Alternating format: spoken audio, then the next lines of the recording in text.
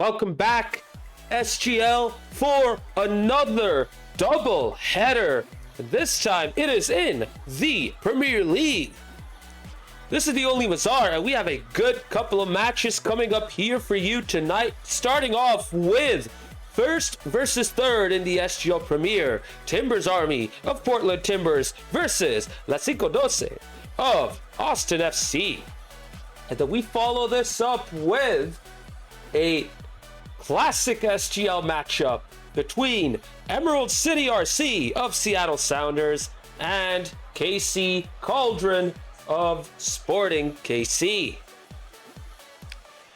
Nelly, good to see you in the chat, brother. How you doing tonight? But yeah, we have a couple of great matches in store for you here today. Before we go on, let's do a quick recap of what happened yesterday, because we kicked off with an absolute banger.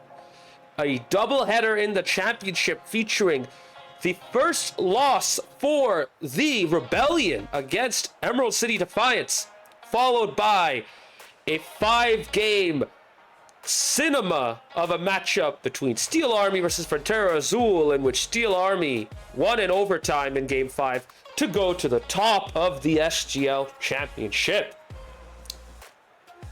Doing all right, Nelly? Just looking forward to seeing these two matches kick off tonight. I'm hoping they match up to what we saw yesterday in the championship. With how things started yesterday, the Premier has a lot to live up to.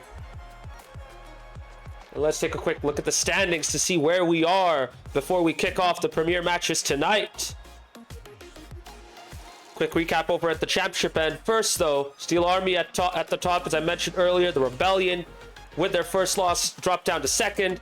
EC Defiance are in the title chase now, 6 points behind the top. Frontera Azul, though, still trying to keep up. And the rest, well, they're just drifting further and further away, but they should be able to come back if they keep improving. And then in the Premier, we have Timbers Army leading at the top by 1 point over Frontera Chrome, followed by LaCinco12. For LaCinco12, they might not be even able to get to the top, even if they get a sweep, because the win percentage is just way too far for them to catch up to. But a sweep will still be huge for them, as they'll be tied on points with Timbers Army. With that said, that will be a very tough ask. And as Nelly said, I would not be surprised if Timbers Army sweep LaCinco12. But don't rule out the Austin boys. They have been getting better as the season's progressed. Meanwhile, KC Cauldron, with a 3-4 record, are only 7 points away from the top. Still 1 point ahead of El Matador, who are 4-3. For Emerald City RC, though, they have been drifting further and further away as the season has progressed. They're also out of the Premier Cup, so for them, this is all they have to play for. This will be important for both sides as well, trying to keep themselves up in this title chase. And with that out of the way, I think it's time for us to look into how Timbers Army and LaCinco12 compare. And here's why you can see Nelly predicting a sweep. Now, Nelly is a Timbers Army player, for those of you who don't know. And yeah, some will say, yeah, well, there's some bias going on. But I mean, if you look at the team stats right here, it makes perfect sense. Now, bear in mind, these team stats do not include the Week 7 stats, because ball chasing has been down for a while. I'm only showcasing this just to show you the disparity between these two sides overall. But with that said, don't be surprised if LaCinco12 step it up and possibly get a game or two, depending on how things go. I mean, we saw EC Defiance get a big upset over the Rebellion. So, you know, anything's possible in SGL.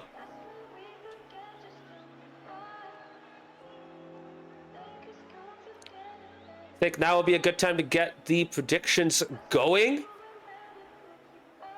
We are 3 minutes away from kickoff. Let's see who you guys have winning this matchup. Nelly already put his prediction down, TA sweep. For me, I don't think it will be a sweep, but I do think Timbers Army will see off LaCinco12. I could see Timbers Army winning 3-1 Yeah, 3-1 makes sense. If they go 5, I'll be surprised. But I'm expecting a 3-1 right there. Cesar, good to see you, brother. They've never seen Busted Cider 6996 though. They haven't, and I doubt they will. Not gonna lie. I doubt good old Hophead will want to come on and deal with Timber's army right here. Now that's a mismatch and a half right there.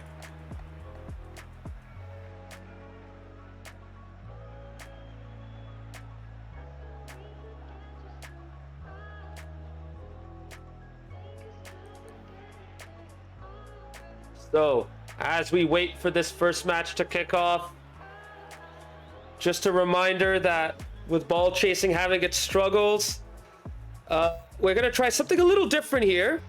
We're going to have the match admin controls disabled, and we will also be making sure to select our maps so that the replays can be parsable on that website. What this means is, if you've been noticing, we've been going and playing in Parc de Paris recently. We might have to skip that map tonight just to see if Ball Chaser could get these replays parsed. And if so, here's hoping that we face no issues tonight in either this matchup or the next one between ECRC and KC Cauldron.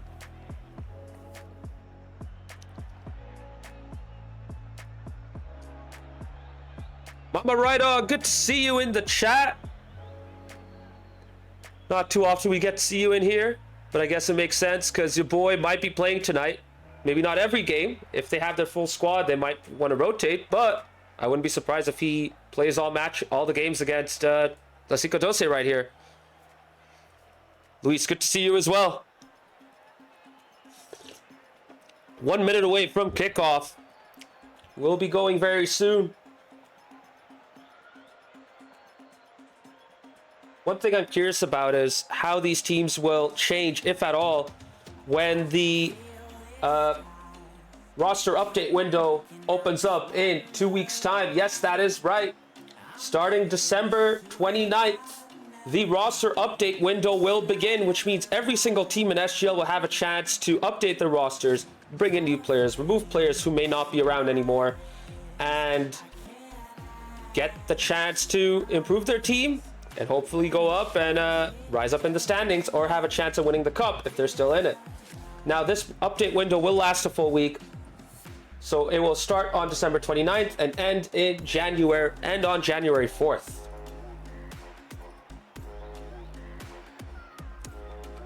Caesar saying, I think Sounders RC need that right now. Yeah, you're right about that. They're just a team of 3. That's about it.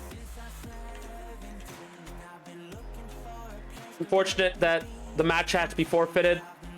It would really help if they can get some more players in so that they can improve their chances of getting a matchup completed. Of course, you can't just bring anyone in. You have to bring in people who fit into what SGL is all about. So every team that lines up here lines up with soccer fans of the team that you see listed below their SGL team name right here. So every Timbers Army player is a fan of the Portland Timbers, and every LaCinco12 fan player is a fan of Austin FC.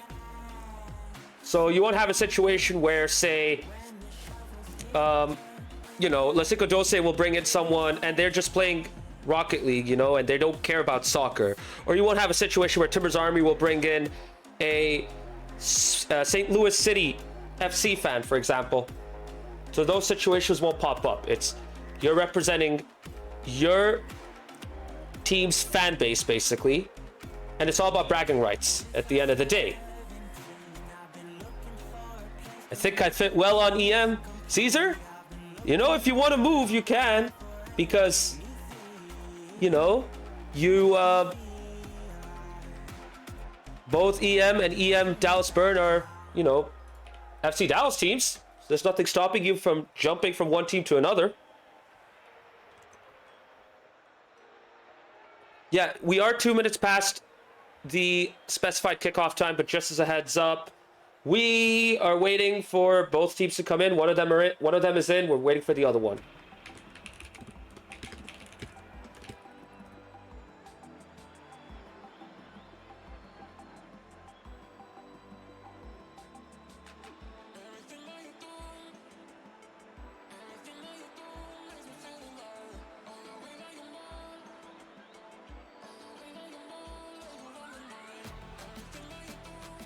And right on cue, we're starting to see everyone join. We are now ready to kick off. Strap yourselves in for another great night of SGL Rocket League action. We got a Premier League doubleheader starting very soon.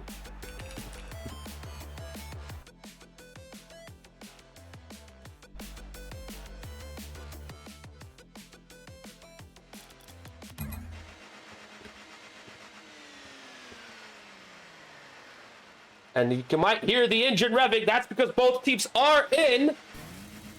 And we are going to kick off very soon.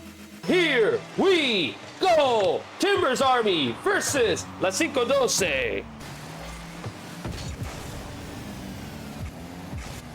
Boy, fast start already. Choosing to play in the Octane this time. He means business right here. And not just any Octane, but the old NRG Octane as well. Meanwhile, Rudsau playing in his Carmine Corps Fennec. Now Devin gets the ball, tries to center it, but it rolls right in towards Loyboy, who clears it out. Rydog clearing it out once again to Devin. And right now, both teams are looking a little bit cagey. Not really trying to commit too hard. Speaking of both teams, let's start with the lineups. For Timbers Army, Loyboy, Rydog, and Piglet. Nelly on the bench for now, if he is on. And for LaCinco12, Rudsau, Devin, and Palace. And they are off to a terrible start right here. Piglet cleaning up the mess after Loyboy tried to do a low musty. Didn't really get it off that well, but the ball still ricochets off the backboard. Piglet cleans up, and Timbers Army take the lead 1-0. Tank Pillow, good to see you, dude. How you doing? And not too long after they take the lead, Timbers Army extend it. They get their second. Piglet winning a 50. Open net. Loyboy just had to tap it in, which he does. 65 miles per hour, 105 kilometers per hour on Allen's BangersOnly.com radar gun. And Timbers Army extend their lead to 2, just like that. And it keeps getting worse. The floodgates have opened for LaCinco12. Rydog now piling on the misery, adding a third straight after kickoff yet again. LaCinco12, after conceding the first, concede 2 straight after. Timbers Army are running away with it.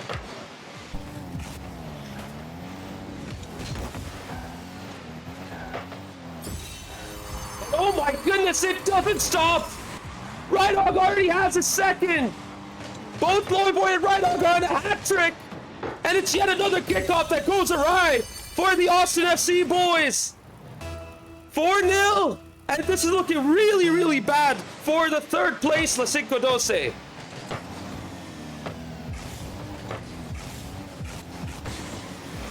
Man, after so many good performances from LaCinco12 in recent weeks, they have definitely snapped back into reality right here. Those goals are not the sort of goals you want to concede so soon after kickoff. Just not really, ready to go. But now they get some time to settle. Finally get the ball into the blue half. Try to get an attack going. They do get a shot, but it's not really that threatening either. And Timbers Army are looking incredibly comfortable right now. Alice with a shot. Good save by Rydog. Second chance right there. And Rudsau gets LaCinco12 on the board. Better late than never. And with 3 minutes remaining, there's still a lot of time for them to come back. Scoreline is now 4-1 in favor of Timbers Army.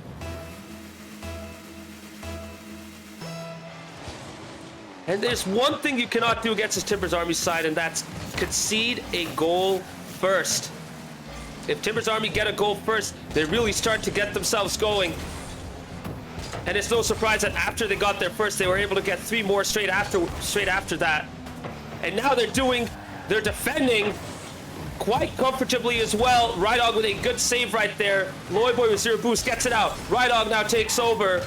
And Rudsau needs to take it out away, but not gift it to Piglet. Once again, the open net. LaCinco12 trying to push up and be aggressive. Palace at the corner trying to get to the ball. Doesn't even dive to it. Devin right behind all of them. Someone has to be in front of Piglet and stop that ball from going towards the net.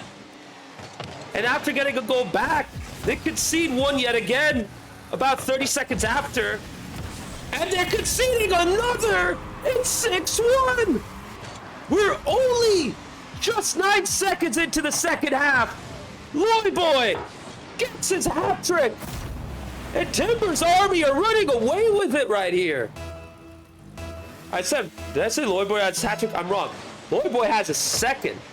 Because Piglet is on a hat trick as well. Everyone's on a hat trick right now. Everyone has two.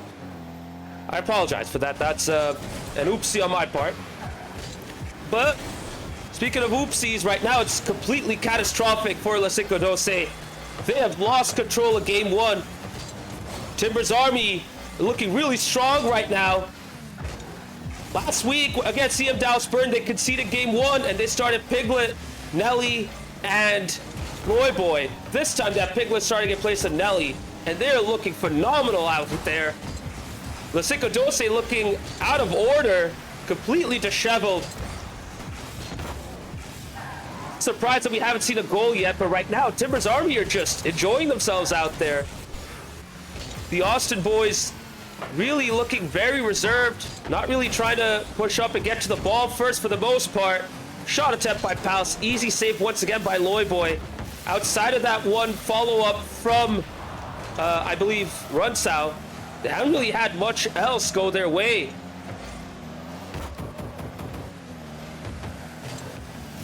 As we go in towards the final minute, Timbers Army leads 6-1, have total control of this game. Not for long, though. It is now 6-2.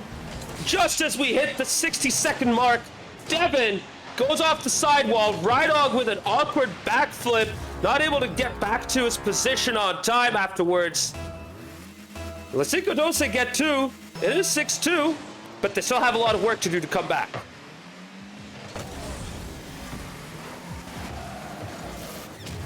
Well, they are getting a bit of help on the way to their potential comeback. And we seem to have another problem because Rydog is also disconnected from the lobby. And something must be up.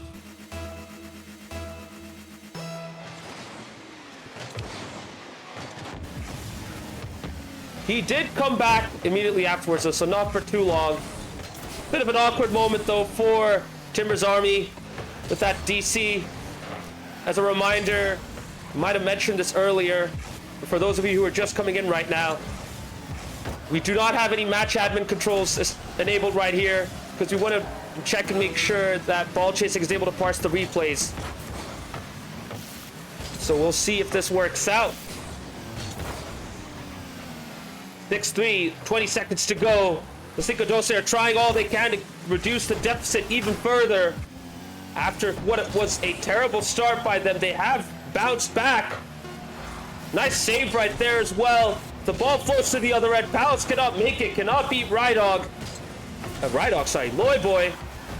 And the game one goes Timbers Army's way. No surprise once they got their first goal. They are showing all of us why they are the favorites for the Premier League title.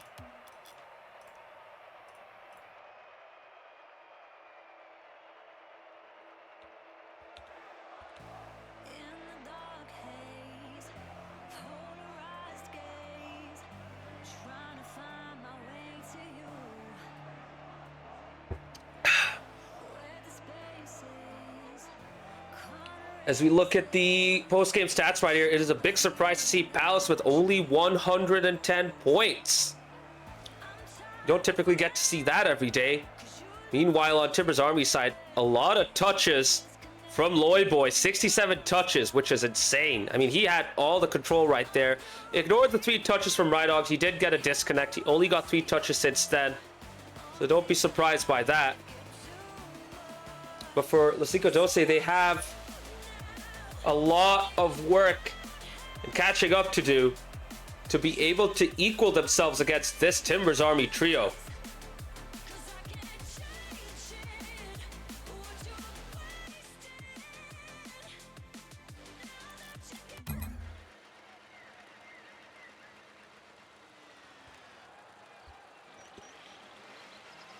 And we now go into game 2 in Forbidden Temple. As we kick off, here we go.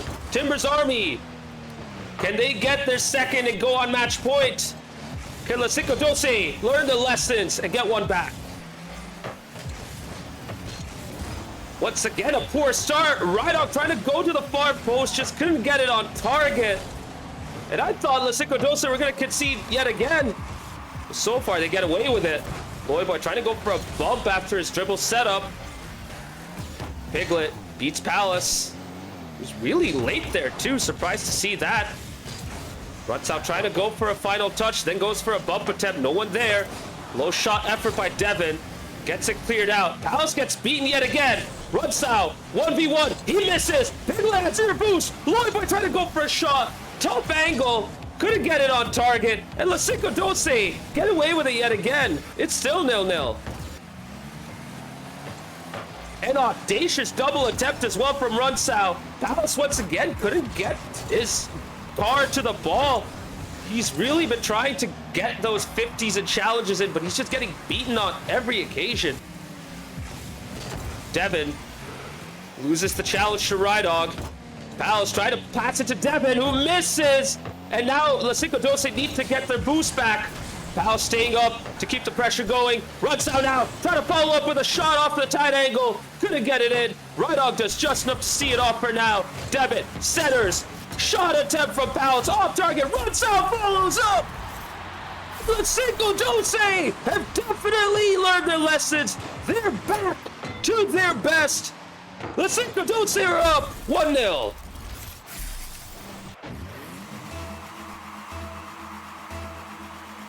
And that is what the 5-1-2 are all about. That level of aggression, challenging early on, making sure the opposition don't get out of their goal area. And now we might see a second coming. Big 50 from Devin, but Loyboy takes charge and brings it out. And he keeps control of the ball to the corner. Now centers it, looking for a bump off the backboard. Piglet challenges. Rydog trying to follow up towards the middle to Piglet. And a big clearance by Runsao. And both of these teams tend to play similarly to each other in the way they are aggressive in the opposite end. Both like to commit the third man up. Both like to make sure that the first guy who's close to the ball is there to challenge instantly. Everyone likes to dive into the ball as well, even if they don't have much boost. Runs out in an awkward situation, does just enough to get the ball out. Does a great job of getting it that far as well. Devin now clears it out. Palace just gets the side boost. He has a shot on. Palace to Devin. Oh my goodness, an insane double save from Loyboy. Where did that come from? I thought that was going to be 2-0, but Loyboy keeps his team in it. And right on cue, Skyline with 100 bits. Thank you very much, brother. Appreciate it. LaCinco12 looking hot. Low shot attempt. Trying to give it to Runsao, who couldn't get on the end of that. And LaCinco12 are putting Timbers Army on the back foot in game 2. The only thing in Timbers Army's favor is that the scoreline's very close and they still have a chance of coming back. Nice touch. Oh, Runsao takes it away from Devin, but that side roll gets him back in control. Shoots towards the net. Rydog has enough time to take charge. Couldn't get it over Runsao. Loyboy pops it to the middle. Piglet trying to pass it out to Rydog. Loyboy takes over now. Ball's loose, and Runsao gives it to Devin. Devin off of the corner. This is a good setup right there. And Palace needs to get back real quick because Loyboy is lurking, and he does just enough to keep the ball away from the orange net. As the demo start to come out, we are now entering the final minute. It is still 1-0 to LaCinco12. It could have been 2-0, but for Loyboy and his incredible double save, Timbers Army haven't really been able to create a super solid opportunity. LaCinco12 doing much better defensively this time around. Oh, a great demo attempt. Throws Loyboy off. Rydog trying to take charge from the ceiling. Palace gets the first touch. And right now, all these touches do is waste time for Timber's Army. Oh, yet again, popping it up, taking it away from Loyboy.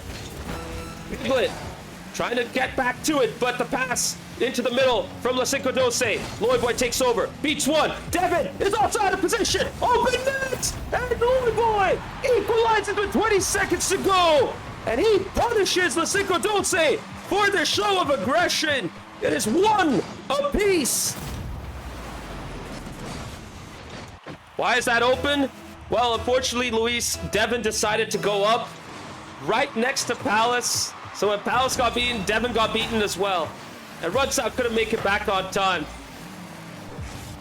And that's how quickly Timber's Army can come back. You give them an inch and they'll take a mile. Might we see that again? Loyboy flicking it up. Rydog right there. The ball through to the middle. What a big miss. That should have been the game winner. And we go into overtime.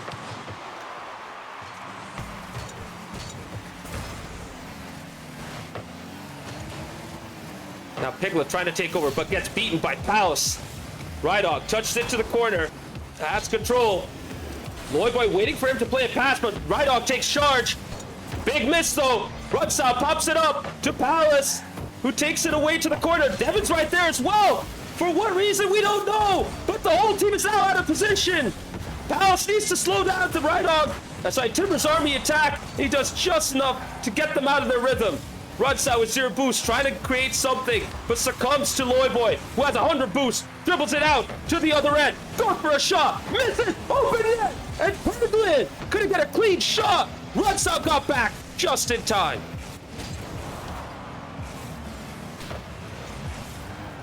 Skyline, I'm not going to read that comment, but yeah, more open than that, for sure. Oh my goodness, I thought that was going to be the game winner yet again. Wait! Piglet should have had the winner right there.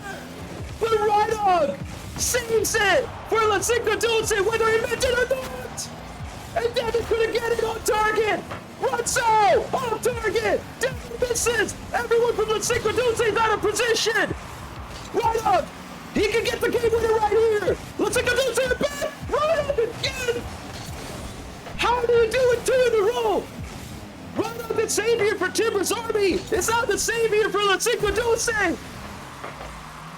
We have not seen this amazing sort of defending before, but Rydog has done it once again, and LaCinco12 are somehow still in this game.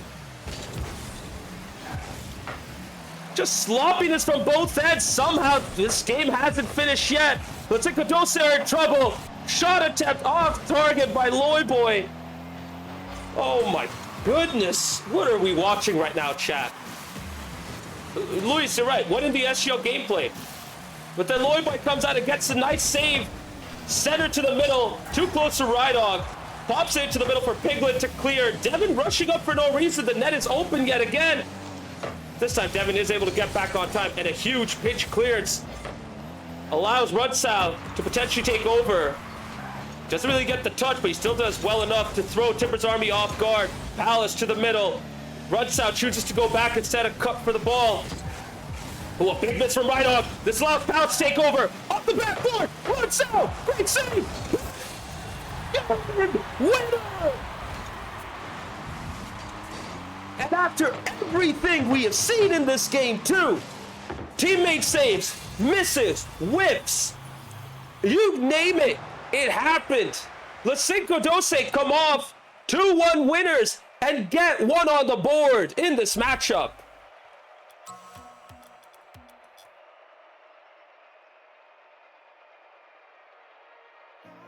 I'm gonna be very honest, I do not know if we were being trolled right there, or if Rydog tried his best to avoid it, but you know what? You win some, you lose some at the end of the day. Crazy to see Loyboy have 5 saves. He did all he could to keep Timber's Army in this. LaCinco12 were back. They played really well. Just couldn't get that finish off. because of Loyboy and his insane goalkeeping. Meanwhile, on the other end, Timbers Army should have won, but then Rydog pulls out 2 insane saves, and it's crazy to see how LaCinco12 win 2-1 with 0 saves in total. Now, with that said, LaCinco12 had 13 shots compared to Timbers Army 6. I think that tells you all you need to know about how much better LaCinco12 played in this game too. Taking away the easy chances, getting into their faces earlier, making sure they don't settle in and get going. And we'll see how this game 3 goes as both teams enter into DFH Stadium. 3, 2, 1, go! Here we go! Game 3. This is a critical game now for both sides. Timbers Army should have been on match point, but they couldn't get it done. LaCinco12 can be on match point if they win this game. Who will take the initiative? Nelly says Rydog had more team saves than LaCinco12 combined. Yeah, that's the crazy part, isn't it? If we're talking about like statistics and how the saves get counted, Rydog definitely had 2 saves that the game would count, for sure. Yeah. Devin with a nice challenge. Now takes over from the corner, centers it, runs out, going in. Oh my goodness, good shot, but off target. Runs out, tries to make up for it with 0 boost, but just couldn't do much more than that. He has to bail out. Devin now takes over. Good challenge there by Rydog, but couldn't follow up afterwards. Palace towards Loyboy. Back flips. He is thrown off. Devin looking awkward too, but does just enough to save that. Piglet slows it down. Devin with a huge 50. Going to the other end. Palace taking over from the corner. Loyboy, nice first touch. The net is open. The ball is curving towards the open net. And Loyboy gives Timbers Army the lead. Runsau was incredibly high up there, by the way. Like, that is insane to see. And once he missed the ball, it was, you know, a huge problem for LaCinco12. They were in massive trouble right there, and all Loyboy had to do was put enough spin on that ball so it could curl into the net. And this is where LaCinco12's play style can get them in trouble. If they don't win that challenge, or if they overcommit, they are in big, big trouble. Nice pass there to Piglet. Soft touch that gives just enough time for LaCinco12 to recover and get the ball out. Ball's loose, but Loyboy takes over. Tries to go for a second to the corner. Devin elects to let it go. Runs out with 0 boost. Goes for a 50. Loses it to Rydog, who's looking for a demo in front of the net. No one to get at, though. And Piglet centers it nicely. Loyboy has a 100 boost. He could get a shot off. No power. And it gives just enough time for a big pitch clearance. Yeah, Luis, I agree. Devin's been doing that to both Palace and Runsau. He's just been ball chasing heavily from time to time. Oh, awkward right there for Piglet. And Runsau harasses Rydog out of the net and leaves it all open for Palace to shoot it in. And just like that, LaCinco12 are back. It is 1-1.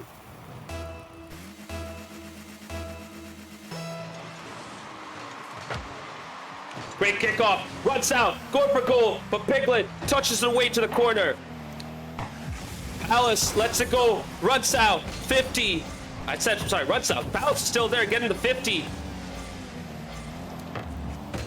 Now Runsau takes over. First touch, Palace trying to intercept, couldn't really get to it. Gets a nice interception off the corner. And Devin has control. He's gonna go off the ceiling, try to bounce it down, but Rydog reads him and beats it to it. Loyboy now to the other end. The net is open. Surely that would be the second, but he misses. An open net right there. And LaCinco12 are still in this. Loyboy gets enough time to set up for a solo effort.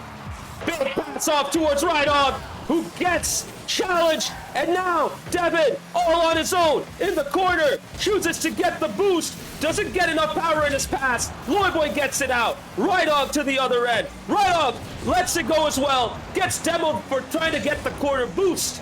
And LaCinco12 are on the back foot right here.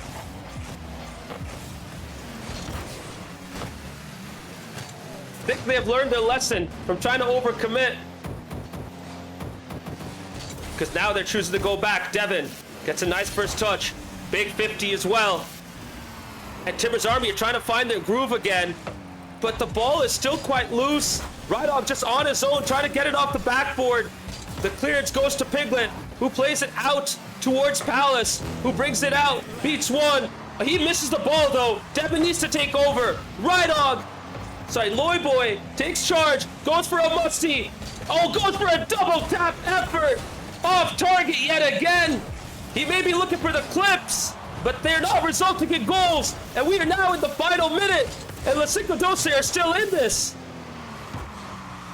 Really tense moments right now for LaCinco12. They've been on the back foot for the past minute and a half. Timber's Army are pushing up. They're playing with so much more aggression right now. Big clearance towards Devin, but he doesn't have the boost to meet that. The demo, though, helps give LaCinco12 a little bit of reprieve. That challenge does as well. The ball's going to the other end. Runs out with a demo attempt, but he gets demoed himself by Loyboy. And that spot is perfect. He brings it out to the midfield to Rydog. And oh my goodness! How did that work out for for Timber's Army? Rydog off of the corner, playing it to Piglet, who touches it perfectly to the near corner. LaCinco12 trying to get to the ball, but not able to cover their goal. And with 7 seconds remaining, Timber's Army might be going into match point. And will they seal the deal? Yes, they will. Piglet gets his second. Timber's Army their third. Game 3 to Timber's Army.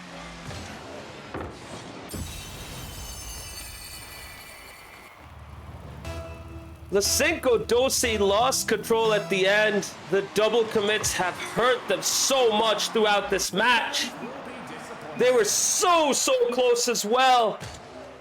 But now, Timber's Army are on match point. LaCinco12 did well enough to get one with a huge amount of assistance from Rydog, mind you. But they have to clean up their game right here in order to stand a chance at winning it all tonight.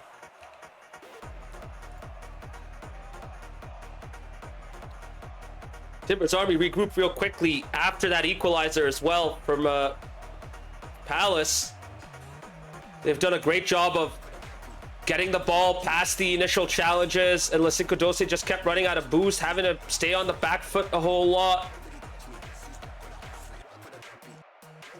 And you could see it in their gameplay, as well. LaCinco12 were mostly not really trying to commit too high up once the ball went into the other end. Just trying to hunt for boost to see if they have enough to, even play a part in this game. And the double commits just keep hurting them as well. It's just, you don't want to see that. But we'll see if they can get it all together in this game 4. Timber's Army are on match point. They win this. They keep themselves at the top. LaCinco12 need to win this to go to Champions Field. Here we go.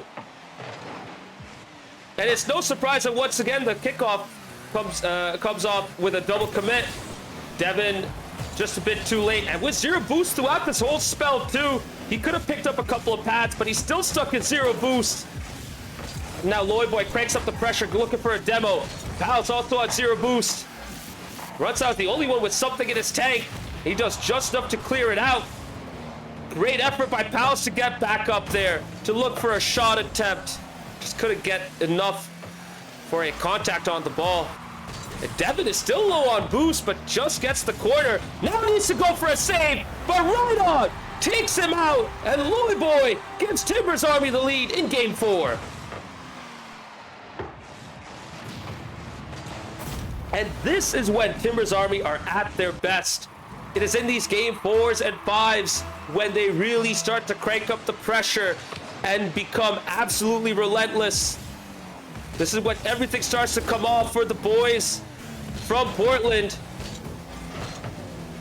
And again, a double commit, just throwing LaCinco12 off rhythm. Devin, though, makes up for it with a save, but he has really caused a lot of problems for his teammates. He's trying to get to the ball when he doesn't even need to. But at least the ball now goes into the blue half.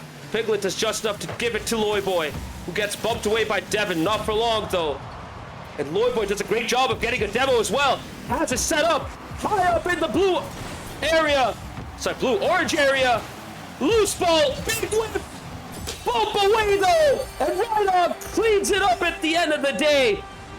I was surprised that Piglet couldn't get the touch right there. And the big bump on Rudsau means that Devin was too far away for the save attempt. Rhino cleans it up. Timbers Army are already up 2-0. And chat, I hate to say it, but I think Timbers Army is looking very likely to win this game 4. Well, I spoke too soon, because Timbers Army have just conceded straight out of kickoff, and I think that's the first time they did so as well. So you know what? Curse the commentator. Job done. My bad, Timbers Army. LaCinco12 are back 2-1 with 3 minutes, 31 seconds to go.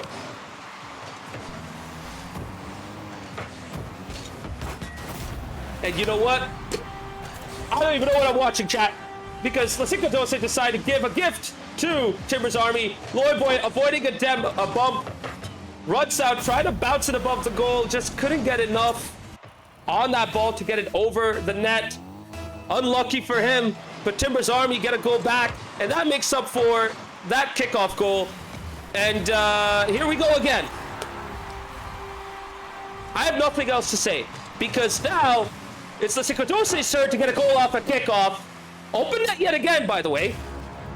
And I don't think they're actually intentionally trying to give goals right here. I think it's just things are falling into the hands of both of these teams when they get their kickoffs going. And finally, you get a neutral kickoff. And the game is back to normal. But might we see an equalizer? Great intervention by Loyboy. Devin trying to do something, gets not a clean touch, though. And what a pass, what a save! At the end of that powerful shot, Rhino thought he had his fourth, but Rudsau denies him. And it's still 3-2 to Timbers Army.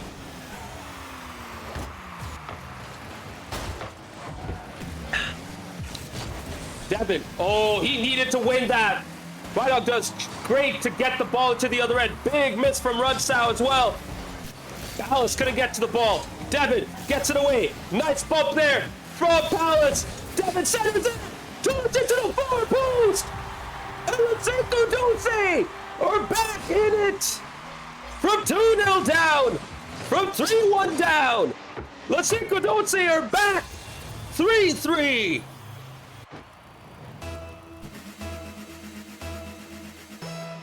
What an insane game 4. And you know what? Every single time LaCinco12 have been in a game, it's because of the mistakes of their opposition. And it's those mistakes that helped Timbers Army too, but somehow they did not capitalize. Loyboy had the net all open. That should have been a fourth. At this point, I'm thinking these guys are just trying to stir up some drama themselves, because I see no reason for Loyboy to miss that. That's a very easy effort for him. And now Devin dives in, misses, but gets a demo. His teammates are back, though. Palace gets demo for his trouble. Rudsau tries to take over. Loyboy towards the net. Powerful effort. Piglet gets the lead. Back for Timbers Army. Great job by Piglet right there. Rudsau couldn't get to him. Palace caught in no man's land, and Piglet just had to tap it into the back of the net. With less than 2 minutes remaining, Timbers Army are up 4-3, but I don't think that's the last of the goals tonight.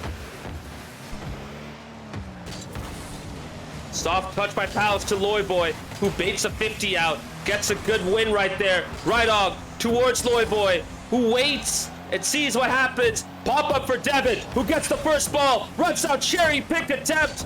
Off target, and a big clearance towards Piglet, who pops it up for Rhydog. Rhydog shot on net. Devin, big save.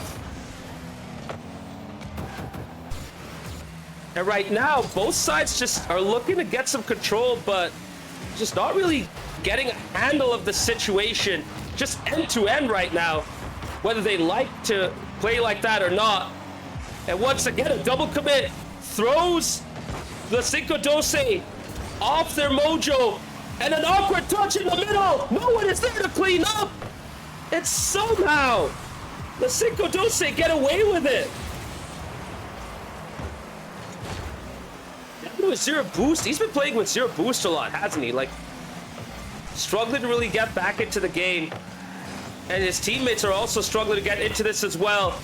Oh, I thought that was going to be the 5th for Timber's Army. They do just enough to keep it out of the net. LaCinco12 are running out of time to get back into this. Less than 30 seconds remaining. Big bump away.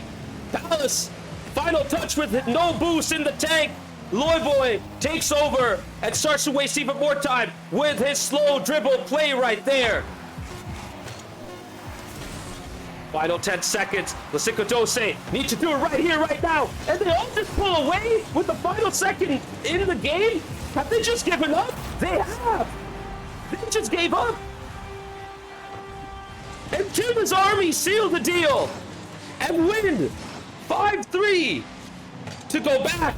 Sorry, to extend the lead at the top of the table back to 5 points.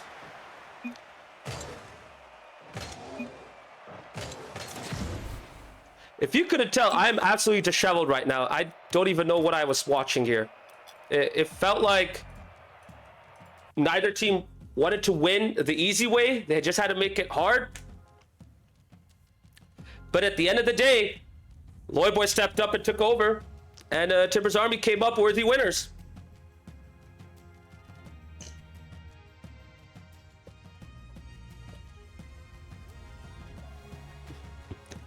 That indeed was some peak SGL gameplay, Luis. I'm not gonna lie, I think we saw cleaner gameplay in the championship than we did here tonight.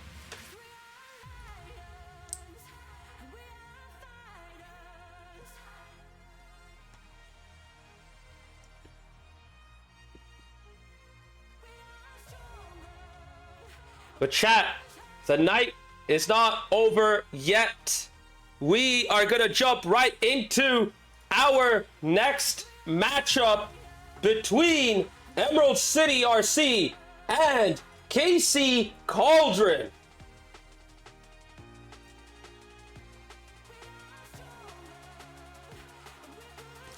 Appreciate that, Mama Rydog. Thank you so much for the kind words.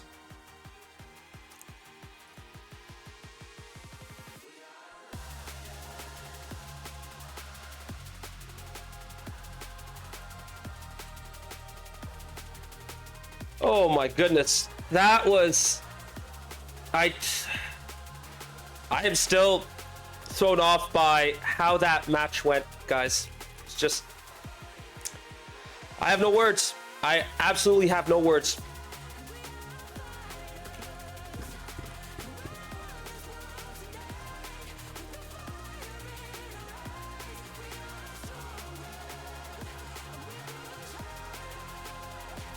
For this next matchup though, chat, this is an absolute classic. They have given us so many insane moments throughout the history of SGL. Ever since Emerald City RC has come in at Season 5, they've had some insane games against KC Cauldron. There have been insane moments involving KC Cauldron as well. If you remember, KC Cauldron had to beat Black Army in order to win the league in Season 5. But because they lost that, Emerald City RC was able to win their first league title in their first season at Season 5. And since then, they've had some absolute bangers. Season 7, when we had that playoff format, Emerald City RC and KC Cauldron had 2 back-to-back best-of-7s. KC Cauldron making their run through the lower bracket into the grand final, beating them the first time, and then beating them again a second time with 2 best-of-7s. Heck, we've even had an insane matchup between these two teams this season, going 5 games, when KC Cauldron came out 3-2 winners, courtesy of a great fatality performance.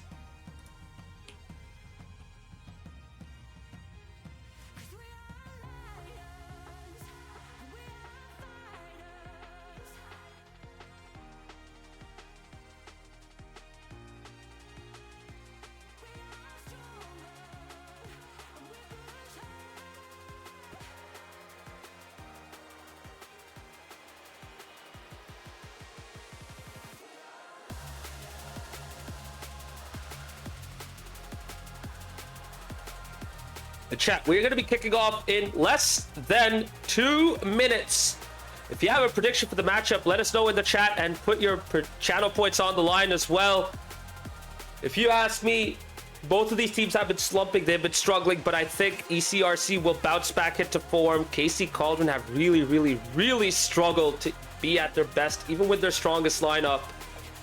So for me, I think ECRC going to come out 3-2 winners. And I mentioned for Timbers Army versus LaCinco12, that was going to be 3-1 to Timbers Army. I got one prediction right. We'll see if I can get the second one right tonight.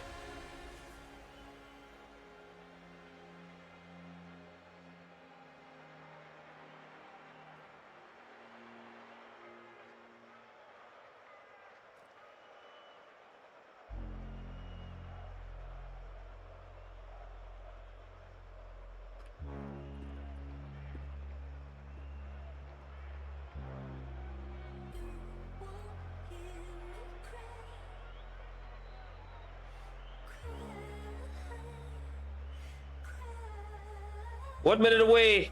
Still waiting for both teams to come in.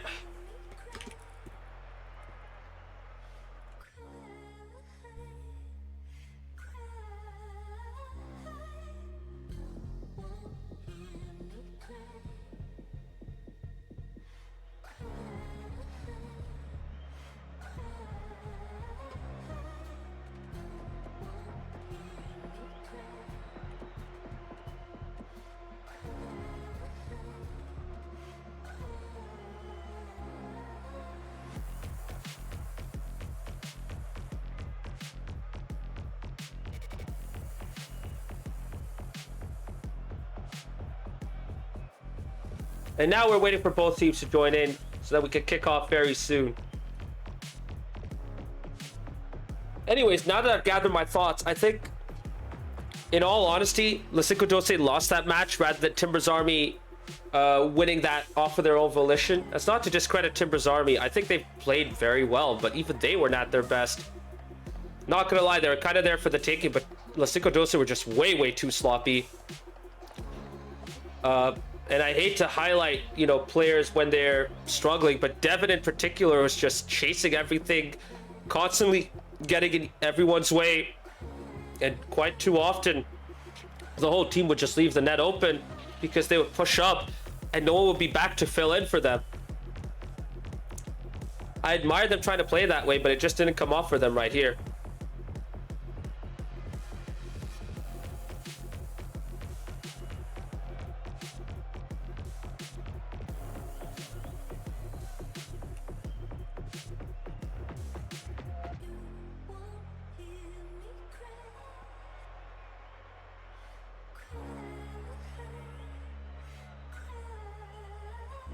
Still waiting for both teams to join before we kick off.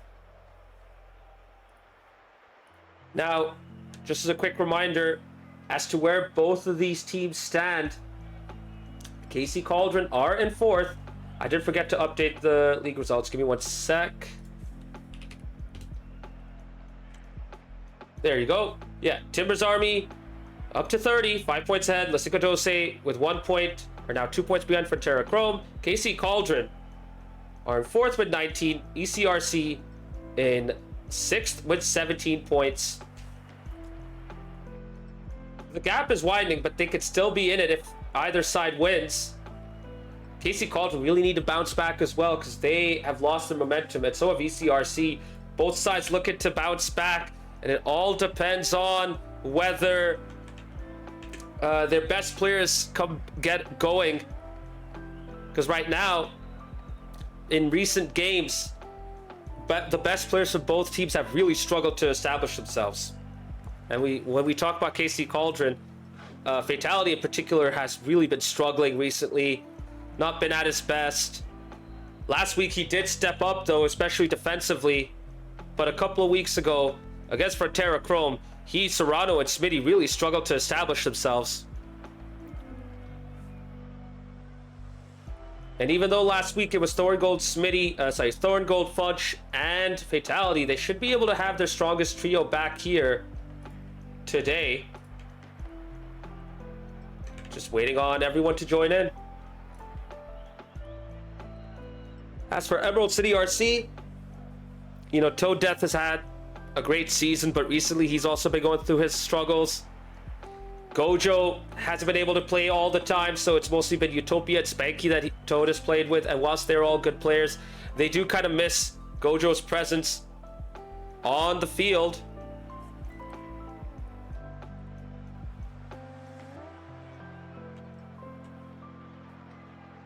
And it's all about whether these sides can get their best players back and performing again.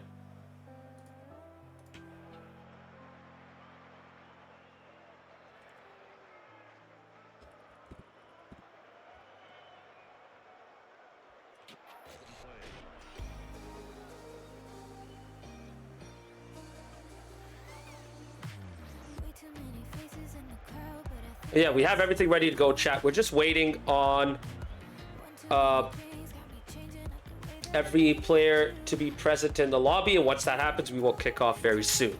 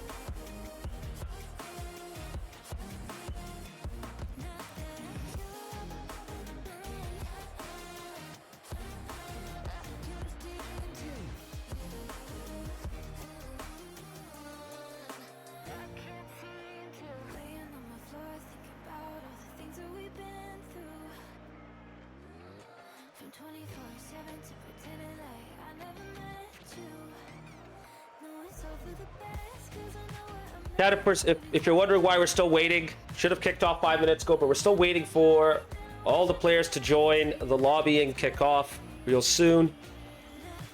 So whilst we wait, just a quick reminder of what happened in the first match tonight between Timber's Army and LaCinco12. Timber's Army coming out 3-1 winners. And I will highly recommend you guys catch up on the VOD for that match, because there were a lot of crazy moments. A lot of crazy moments there.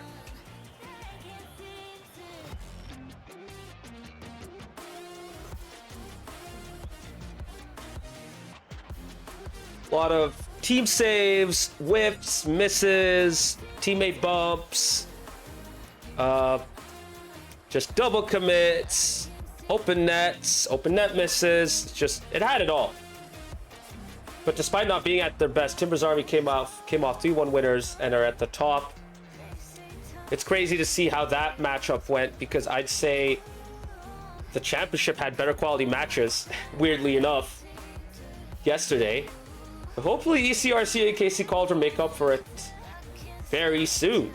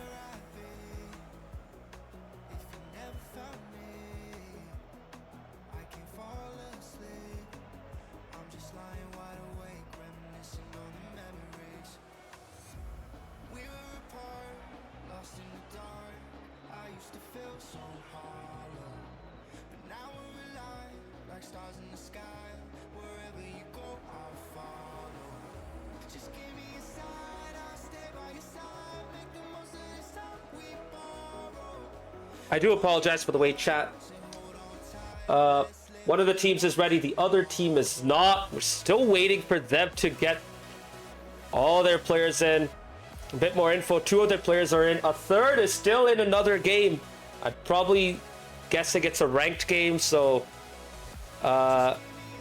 They probably want to finish that off instead of, you know, abandoning it and losing MMR and getting timed out.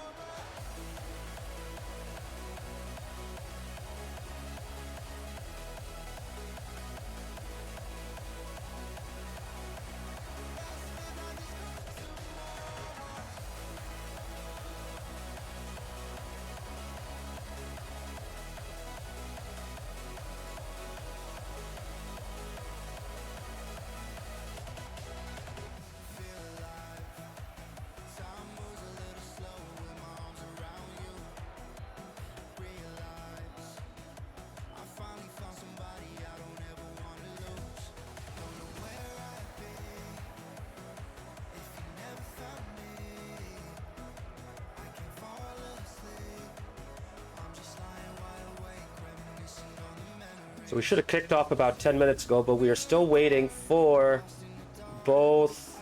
We're still waiting for everyone to get ready. One of the teams is fully ready to go. The other is still not ready at this time.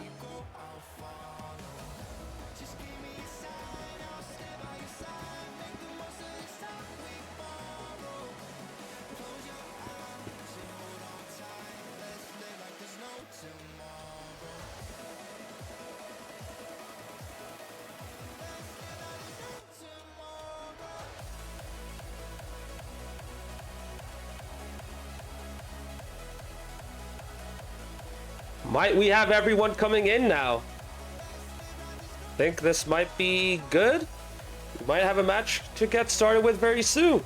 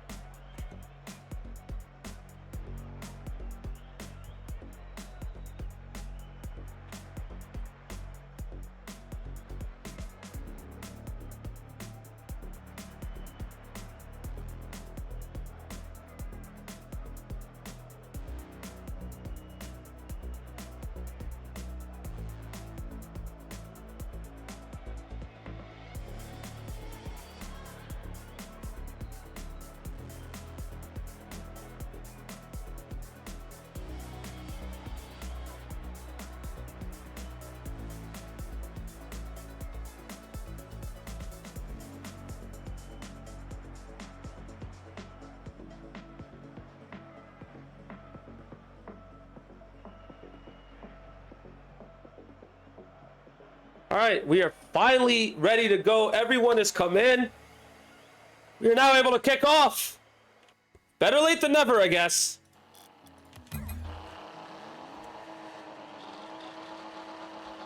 Thank you for waiting, chat.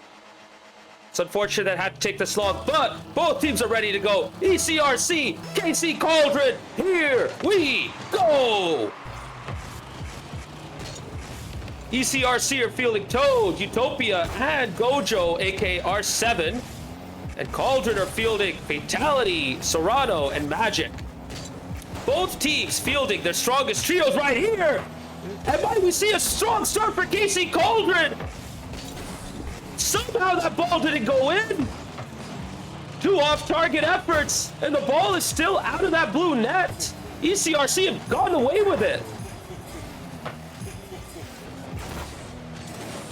Toad finally gets it into the orange half, but Magic has the time to take over. Brings it out to the midfield. Big challenge. And Toad finally takes over. Off the side wall, gets beat by Fatality. That ball's curling in towards the net. Gojo is back there to see it off. Kickstarts a counter-attack. Serrano gets just enough to clear it out to the right wall. It should have been 1-0 to Cauldron, but ECRC got away with it, and now they're going into this game one. Fatality playing off the sidewall to Serrano. Good first touch. Toad looking for a bump. Serrano has to dodge out of the way. Gojo doesn't have the boost to follow up. Smitty clears it out, stays back. Fatality misses the second. Serrano off the corner. Not enough for Smitty to get to it. Who waits and lets the ball come to him instead. KC Cauldron choosing not to be as aggressive as either Timbers Army or LaCinco12 in game one. ECRC as well, choosing to be a bit more conservative. Ball plays out to the side. Fatality has enough time to take control. Toad following it up, shadowing Fatality. The center doesn't go to anyone from KC Cauldron. Serrano with a big miss. No one there from ECRC to take charge. Fatality fakes. Magic, aka Smitty, takes over. But Toad Death keeps up the pressure. Serrano and Toad coming together. Toad wins. Magic had to pull out a save. Does just enough. And he gets a second touch out to the left. Off of the ceiling.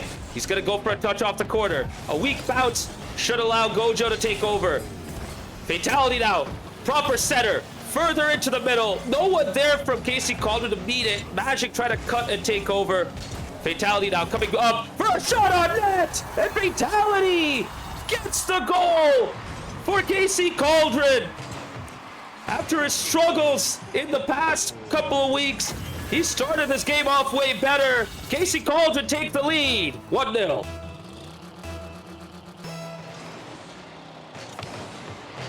Another huge neutral kickoff. And that allows ECRC to take over. Toad with zero boost, trying to flick it into the net. Doesn't really get enough on the ball to get it out.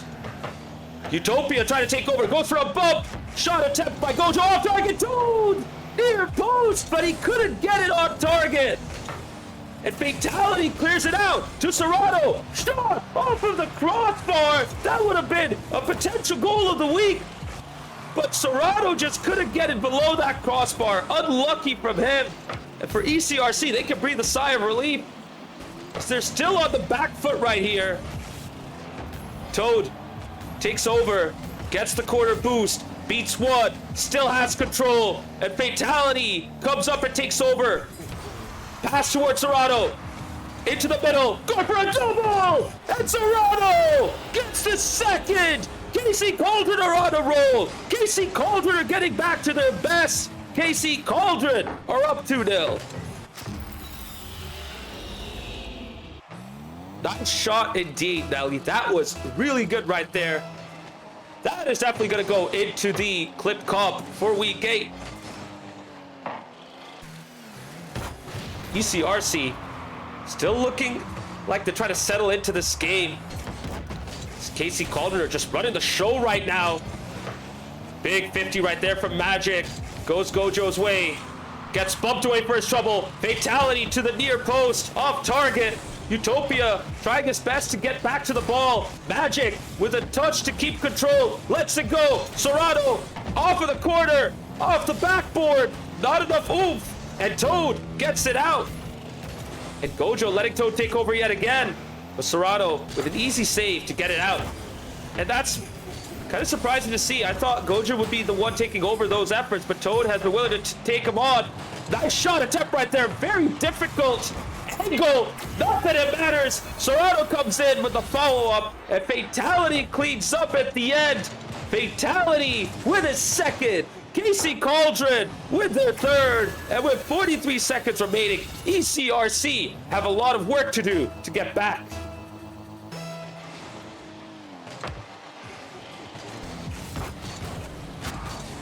It's been a while since we've seen KC Cauldron play at their best. Finally getting their groove back. ECRC, however, with their strongest trio, are still struggling to settle in. They might need a sub to come in and help them out if they do have a sub. On that note, I don't know if KC Cauldron has a sub. They might be sticking to this trio throughout the night. Open net though, near post, off target. Fatality trying to get his hat trick to no avail. Serrano with no boost.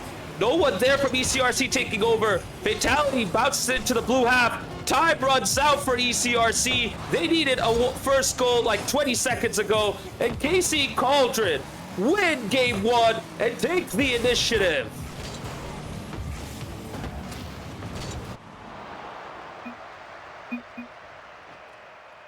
Man, this has been an interesting night for sure. After seeing an all-action, high-paced matchup from the first one between Timber's Army and LaCinco12, you got treated to a bit of a slower game one right here between these two sides. We'll see if ECRC can step it up in game two and start to control the tempo, because Cauldron definitely took over in this game one.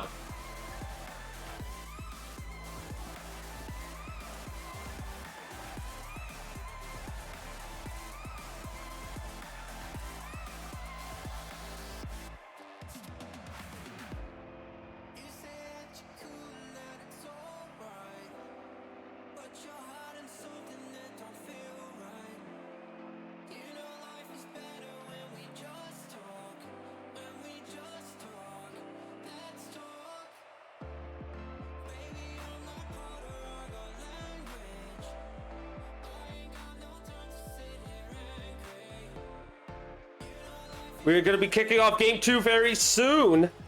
See if either side has decided to make a sub. Cauldron really ran the show in game one, but we'll see if Spanky coming in for Utopia can change the momentum in game two. Here we go.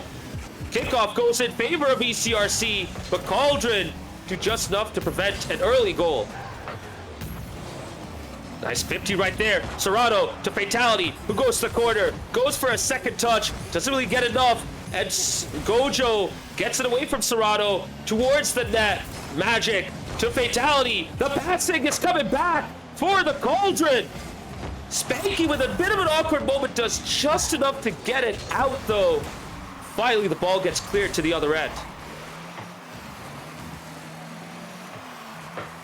Ooh, nice win there by Spanky. Going for the second. Insane Spanky goal. Gives ECRC the lead in game two. High challenge. Beats Serrano. Gets the double. Tight angle. Off of the backboard. Into the open net. And Cauldron have been hit with a surprise right here as they're down 1-0.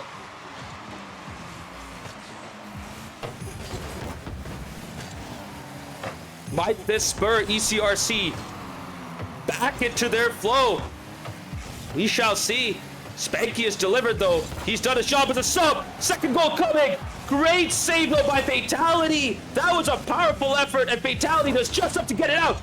Double attempt by its Magic after a big 50 win, but the ball bounces way too high up off the backboard. Now Magic towards the middle, doesn't get the shot on target. Fatality going back, touches it to the midfield. Spanky takes over. Great pass to Gojo. Toad cannot commit to that. Magic was way too close to that ball, and he does the right choice. He makes the right choice to go back and set himself up defensively. And a great clearance to the other end, sets Spanky up. Great pass to Gojo. What a shot. Great save. Toad gets caught off guard, but Spanky gets back right on time to save ECRC from conceding the equalizer.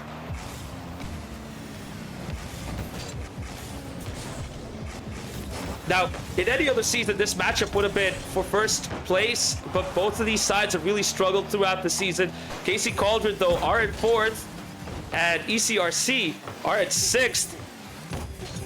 So you can kind of see why they haven't been at their finest right here. Great demo right there. And Gojo dives in just in time to keep the ball out of the blue net.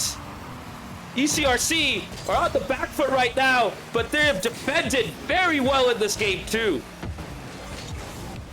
Gojo with a solo attempt, dribbling it towards the far post, trying to get a 50 on Serrano, who retains his composure, sees it off. Spanky shot on that, great save yet again. Open for Gojo, couldn't get to the ball before Fatality. And Cauldron get away with it. They have defended incredibly well too, with some insanely clutch saves. Now it's in the midfield where they win the battle.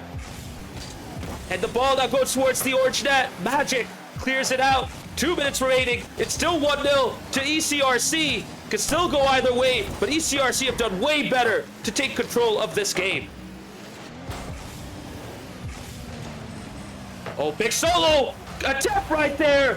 Great double by Serrato, just got it off target. Spanky was going for that too, not expecting Serrato to get the final touch. Magic couldn't get it on target either. And right now, what has helped ECRC has been their great defending so far. Really good defensive organization. And they're coming out and meeting the ball earlier too. Getting those nice clearances, those nice passes into the midfield. Just not getting those shots on target right now. But they've done a great job at kickstarting those counterattacks, looking like the ECRC of old, with those early passes out to the first man. Cauldron looking a little messed up right now. Just trying to regroup, reorganize themselves. Fatality with a decent clearance. Magic with zero boost, trying to get to the ball, but to no avail. Serrato has to boom it away. To Fatality, who couldn't get the touch, but what a great effort nonetheless. Fatality still has boost, but gets met by Toad. Much better from ECRC, keeping that pressure high up. As we are in the final minute, ECRC look very likely to win game 2 as the clock keeps ticking. The clock is in the favor of ECRC right now, but the ball now starts to go into the blue half. Fatality with 0, and Spanky does just enough to clear it out. Serrato with low boost, plays into Toad!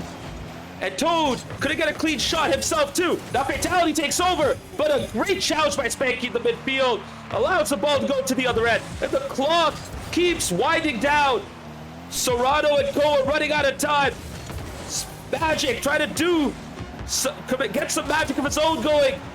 Another chance, pass into the middle, Fatality gets met by Toad. Serrato needs to backflip, needs to recover. As we enter the final second, Toad could have let it fall. He chooses to go up, chooses to go for a second, and he does just enough to get ECRC on the board. They win game 2 1-0, and they are tied in this series. What a piece.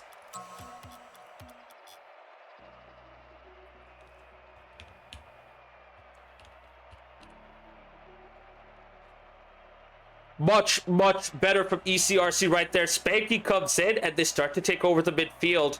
They've done a great job of meeting those challenges in the midfield and winning them as well. Cauldron thought they had more time like they did in game 1, but they have been caught off by surprise. Still though, they have time to respond. We'll see how they deal with game 3, because I would not be surprised if both lineups stay the same from here on in. I'm going to highlight Spanky for a bit right here, because Spanky, you know, he's been around for a while. We don't really talk about him all the time, but he is a very good Rocket League player, showcasing himself here yet again, despite coming off the bench. Showing really good mechs with that insane solo goal after beating Serrato again in that tight angle double. And he did a great job defensively as well. But now, it's all square. It's a best of 3 now between these two sides as we enter DFH.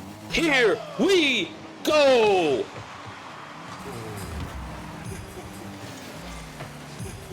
Uh-oh, loose touch. Fatality tries to take over. Lets it go for Magic. Not a clean touch though for Magic to really set up a clear goal scoring opportunity. Serrato is 0 boost now, tries to take over. Spanky respects him. Loose touch though to the middle. Fatality shot to the near post. Have to beat 2. You cannot beat 2 against this ECRC side. Toad with a big save. Fatality trying to follow up. No avail. ECRC getting their saves going already. Big booming shot to the other end. Toad trying to go for a pass to Spanky. Off target. Go. Gets the lead for ECRC. Great work by Spanky to get the pass off. And Gojo puts it into the back of the net, courtesy of a great assist from the Game 2 sub. ECRC take the lead, 1-0. And Spanky is the difference maker yet again for ECRC. Cauldron just not doing well enough to create their chances. They had one good shot. Could have probably placed it better, but I'm being a bit too harsh right there anyways. Now we'll see if they can create something right here. Serrato trying to go for a double. Gojo saw that coming, was already on the backboard to meet it. And now Fatality has to deal with a counter attack right there. To Serrato, Fatality again. Shot on net! Equalizer! Just like that! Casey Cauldron respond with a counterattack on their own. Great first touch by Fatality. Serrano with a beautiful pass to Fatality again. And Fatality finishes it off with a 71 mile per hour, 114 kilometer per hour shot. Courtesy of AlexBangersOnly.com radar gun.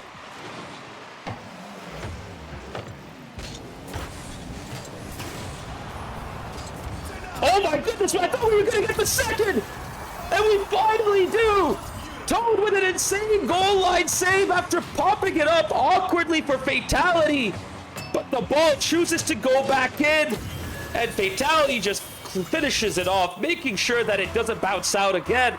And just like that, Casey Cauldron have come back from 1-0 down to lead 2-1. Utopia, good to see you in the chat. Saying Spanky, my boy, is the GOAT. He has been absolutely incredible in this game. Not gonna lie, he has really stepped it up. It's good to see how much better he's gotten as well. Bearing in mind that, you know, he's a father of at least one child. I don't know how many children he has, but you know, he's a father having to take care of them and still gets the time to get his minutes into the game and get better and better. Just goes to show you what kind of game Rocket League is. Everyone can get better. Everyone can get to a high level if they can commit and can keep playing this game. It's good to see Spanky keep at it. ECRC now trying to get back into the front foot after conceding those two quick-fire goals. Spanky with a great pass off to Toad. Toad doesn't have the angle, so he just keeps the pressure going. Gojo meets it in the middle. Far post finish. And that's exactly what they needed to get back into it. They have kept up the pressure. Two big misses. Fatality trying to go for the bump. Doesn't get it. Magic stuck at the near post, so he couldn't react to that far post shot in time. And now it is tied 2 apiece with 2 minutes 36 seconds remaining.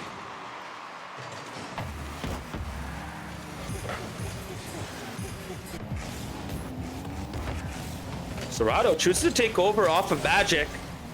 Trying to go for a demo, but doesn't get it from the game. Boost ball, Fatality, bumps Gojo away, but he still has boost and control. Well done to keep it going. Big 50 though into the middle. Fatality trying to get to the end of it, but the ball was just way too far away from him. Serrano used all his boost to try and keep it going. Now ECRC are coming up, trying to get their third. Bit of an awkward setter, but it doesn't really go too far. Magic takes over, tries to pinch it away. Doesn't get it too far away though. Gojo takes over, beats one. Trying to beat a second off the corner. Gets a 50 right to the middle. Spanky tries to go up. Does just enough to get a touch to keep it in the midfield. Serrano, high touch off the backboard. Toad saw that coming and clears it out to the side. Big miss from Gojo. Open net. Fatality trying to put it in. And he gets his second. Casey Cauldron get their third. Casey Cauldron are back in the lead. After a slight error. Gojo not making it. Spanky trying his best to keep it out. But Fatality gets this goal. Cauldron are back in the lead. It's 3-2 in their favor. These neutral kickoffs have been happening all the time right now between these two sides. So far, they've mostly gone into Casey Cauldron's favor. But now ECRC trying to bring it up. 2v1 situation. Toad cannot get to the ball. Serrano gets the demo now. Tries to center it. Tries to go for a bump. Toad brings it out. Beats one. Has to beat Fatality. Gets a 15 to the middle. Spanky open net. And every single time Casey Cauldron go to the lead, ECRC respond in kind. We told you guys this would be an absolute classic, and it is absolutely delivering. 3-3 with 70 seconds remaining, and this match can go either way.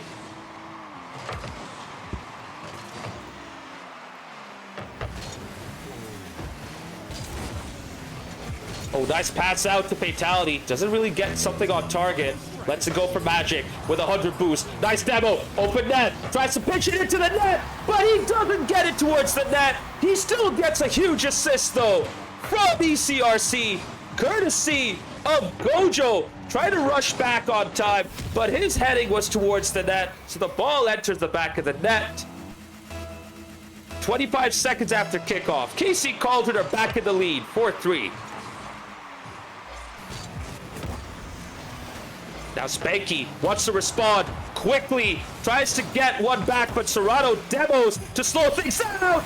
And Toad gets the equalizer. Yet again, 11 seconds after kickoff, ECRC respond. We haven't mentioned his name that much, especially on the attack. Toad Death, though, gets it on the goals. 4-4 with 44 seconds remaining.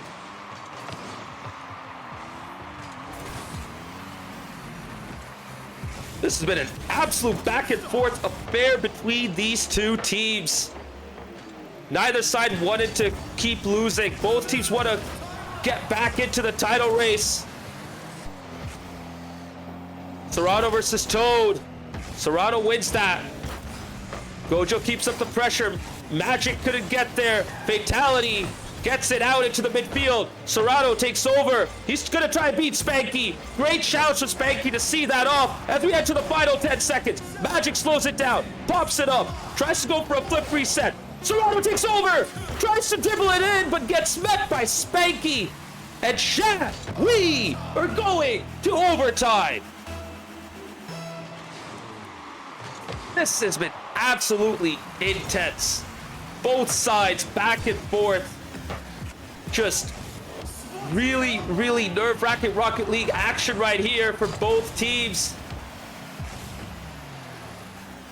Right now the ball is stuck in the blue half. Gojo playing a pass out to Toad, who clears it out. Serrato trying to go for a second, gets the challenge on Spanky. Now has to beat Toad. Couldn't get himself back into it. I said Serrato, I meant Magic. Serrato gets that touch right there. Ball loose in the middle. Fatality going for it. Off of the backboard, gets the demo, open net! And Serrato gets the game winner! Fatality doing a lot of good work right there. Off the backboard, gets the demo. Spanky going for boost instead of going back to the net, and Serrato had the easy job of tapping it in. After all of that back and forth, KC Cauldron win this critical game 3, 5-4, and they are now on match point.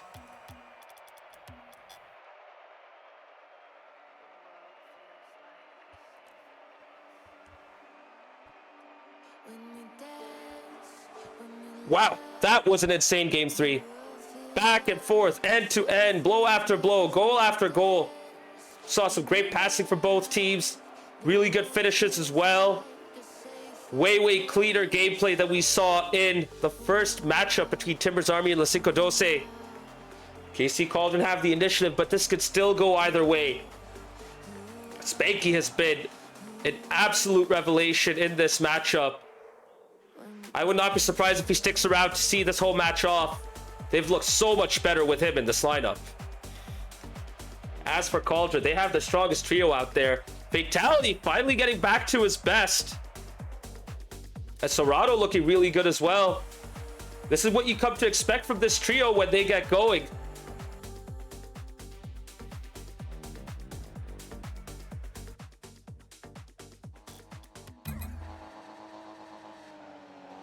Both teams now entering into Utopia Coliseum for Game 4.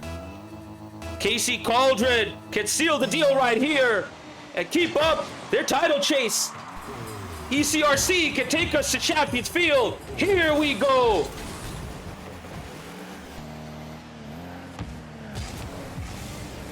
Nice pop-up by Magic. Just couldn't really get enough control right there. Gojo now takes over. And Magic once again. Nice touch. Gets to keep that control. But Toad demos him out of it. Gojo into the backboard. Toad cannot do much there. He has to rotate back. Gojo takes over. Beats one in the corner. Has a chance to create a good opportunity. But Serrato does just enough to see it off. Fatality to Serrato. Serrato tried to put it towards the net. Gojo knew he had the time and space to take over, and he clears it out to the orange half. Magic with a nice first touch to get this attack going. Plays it to Gojo. You realize that his touch was too heavy. Goes back, and now plays it into the midfield. Nice 50 right there. Oh, that bounces in favor of Magic. He has to beat Gojo. Gojo keeps his composure and pulls out a great save just as Magic was bearing down to that blue goal. Now Gojo tries it himself. Flip reset. Magic with a clutch save to get it out. The ball gets centered. ECRC trying to keep up the pressure. And they are peppering this net now with chats after chats, really getting that backboard dented with their hits. Now Magic trying to create something on his own. Doesn't really get a clean touch. Big bump by Spanky. Serrato all by himself with 0 boost. Plays it to the corner. Plays really well out of that. Beats one. He has to watch out for Toad, who takes his mid boost. And ECRC are back at the other end. Good rotations and positioning so far for both teams. No easy chats for both sides so far. Magic had the best look, but Gojo did a good enough job to see them off. Uh-oh. Awkward looking moment right there, but Toad gets it off target. 2 keepers were there anyways to see it off. Serrato on the backboard to deal with Spanky's high hit. Gojo trying to take over. Magic waiting for the boost, gets it. That high bounce is going to be met by Toad. Plays it off the backboard. Spanky shot. Not enough power. Fatality sees it off. Spanky plays it back to Gojo, but he gets met in the middle. The net is open. Big demo. Back. And Spanky gets it out. Looked like a bit of an awkward moment, but the demo from Toad on Fatality worked out. And Spanky didn't have anyone to worry about as he was able to clear that out. Adifo, good to see you in chat, my man. Ball to the middle. Big bump off of Spanky. Gojo was ready for that, though. Have the time to bring it out. Magic gets the ball away from him. Loose, though.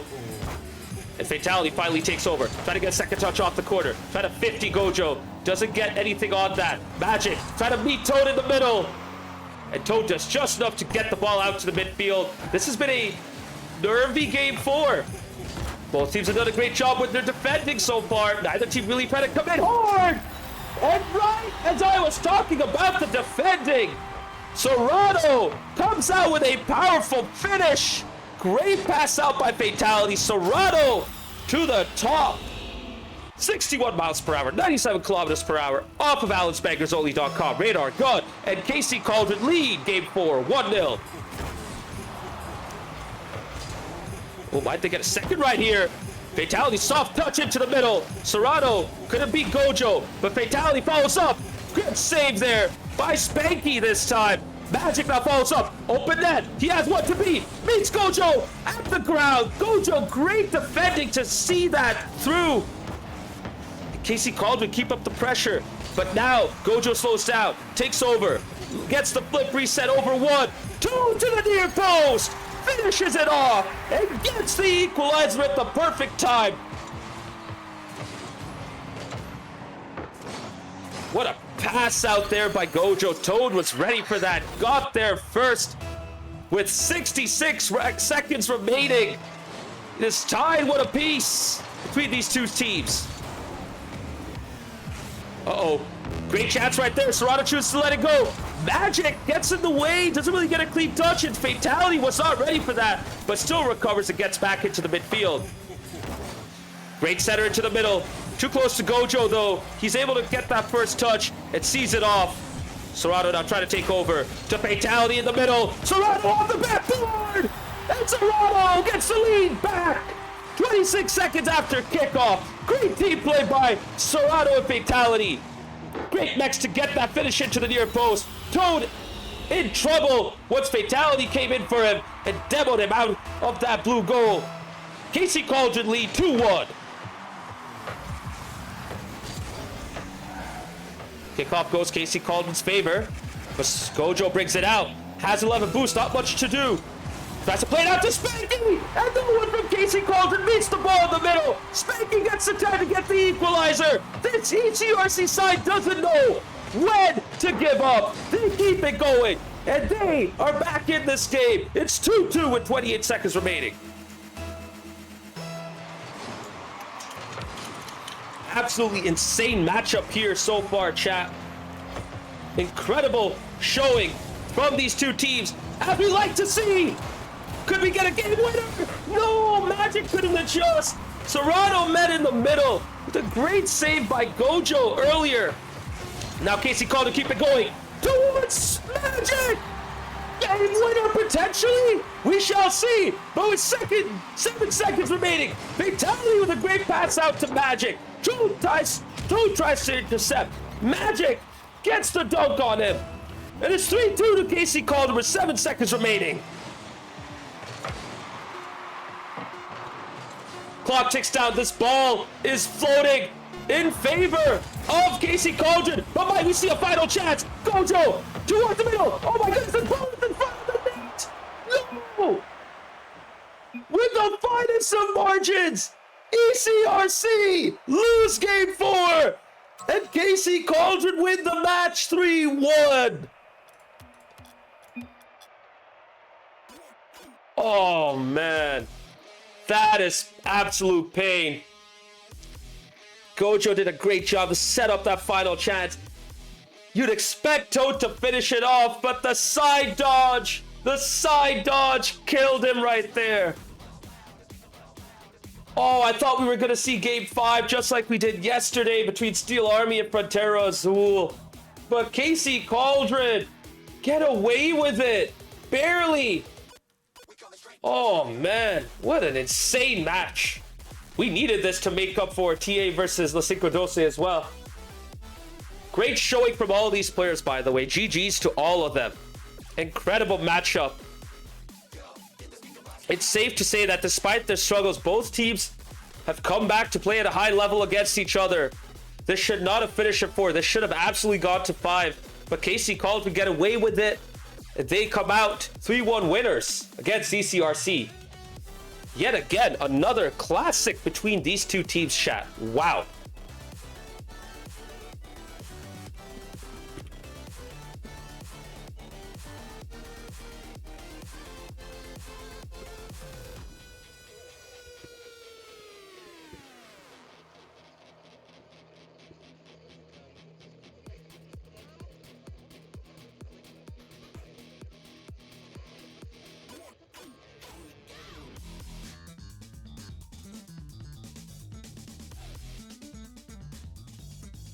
Whew.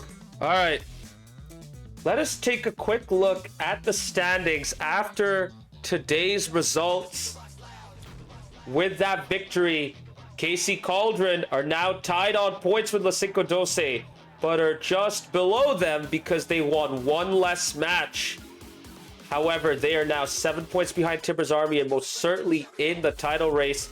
And with that one game win, ECRC unfortunately don't get enough to keep themselves above El Matador. They now fall down to... Oh, sorry, no, El Matador were already above them. With 1 point, they couldn't get enough to go above El Matador. They are now tied on points with them, but with 1 win less, still in 6th place.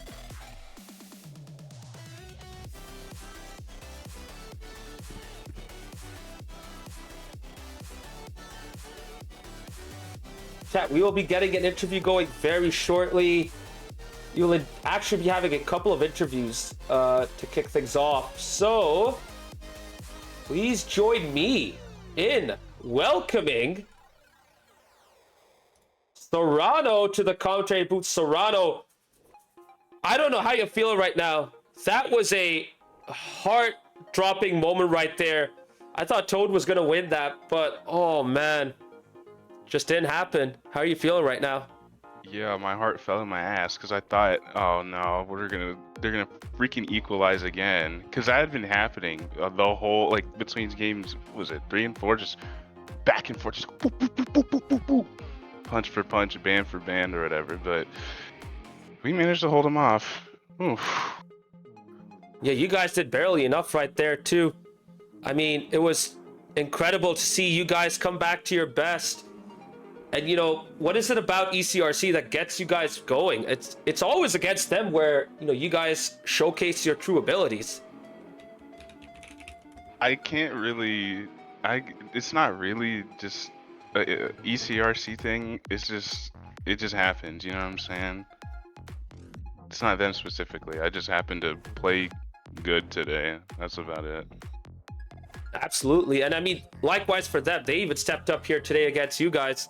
Could have had 5 if not for that, you know, unfortunate touch at the very end. But, you know, speaking of you guys going back at your best, Fatality looked like he was at his best as well. What got him going tonight? Well, the reason why we were late is because he was scrimming in a different league, and he thought the start time was still 10 o'clock, so he was still like warming up or whatever, and it made a difference. So, shit, I'm gonna encourage him to keep doing that before our games. You feel me? I mean, it helps everyone, doesn't it? If you can warm yourself up like that, it can definitely get you at your best. But it's been a while since we've seen, you know, the strongest trio come out. You guys came out and really showcase yourselves, keeping yourselves in the title race, but there's still a long way to go. What do you guys think you need to do to get yourselves back into the title race contention? Do not lose again. That's really it. Because I'm pretty sure TA aren't gonna lose another game. So if we're gonna even try to catch up, we just can't lose. Just win out from here. Fair. Absolutely. Let's go back to that matchup. You guys were showcasing some incredible passing, but you did say that Fatality was warming up in a different lobby altogether. How do you guys get that chemistry going? I wouldn't call it like a chemistry thing. It's just playing the game like at a higher level, I guess. I don't know. It's just, I initially think to just pass the ball anyway, and I guess when I do that, then they do it, and it just turns into everybody trying to pass the ball to each other, and then that throws off the defense, and then you put the ball in the net. Absolutely. I mean, you guys were at your best when you were getting the passing game going for sure. So when it comes to, you know, future games, maybe that might be the best approach to take forward. But again, each team is a different challenge altogether anyways. Yeah, true. I mean, it never hurts to pass the ball, you feel me? Oh, Draw absolutely. the defender, and then you have an easier time trying to score. So, last question. In 2 weeks, the roster update window will open up. Have you thought about potentially bringing in new players to into SGL, into KC Cauldron, or are you guys gonna stick with this team? For now, we're just gonna roll with what we got. But if somebody does want to play for us, like, you know, cool, I'm with it. But as of right now, there's been no signs of interest from anyone. So we're just gonna keep doing what we're doing with what we got. Sounds good. Well, Serrano, thank you very much for the interview. I'm now gonna leave the floor to you. Go ahead, say whatever you want to say. Shout out my team, you know. Came in there, do what we had to do. Appreciate y'all for coming out and playing. Shout out ECRC, always a pleasure. And yeah, that's really about it. Appreciate you bringing me in here. Hey, thank you for the interview, Serrano. GG's. Have yourself a good night. GG's. We'll see you next time. Yeah, you too, bro. For sure, for sure. That was Serrano of KC Cauldron. And we're not done yet. We have a second interview lined up right about now. So welcome in Spanky of Emerald City RC. Spanky. Game 5 was right there. But Toad just couldn't get enough on the ball to keep it above the ground. Man, that must have been a heartbreaking moment, eh? Well, good evening first. Good to be here. Not really heartbreaking. Actually, we all came out feeling pretty good. I mean, it was a good series, like Serrano said. It was fun to go back and forth. You know, good plays elevate good plays. So we felt like we were, you know, taking punches and giving punches, and that felt good. So in a situation like that, all it takes is one final punch. That's you know, we took the misstep and stumbled, and they took the final punch. That's what took it. But we felt like we could easily take it to 5 and probably take it, you know, going back and forth. So it was good. It was fun. Good to hear. I mean, this was an incredibly entertaining match, in my opinion, way better than the first one between TA and LaCinco12, which was way more chaotic and not as clean. So you guys definitely made up for that one tonight. In terms of the clean gameplay, I mean, you both bring the best out of each other. I already asked Serrano this, and he just said it's all coincidence. Is there something about KC Cauldron that spurs you guys on, or is it just coincidental?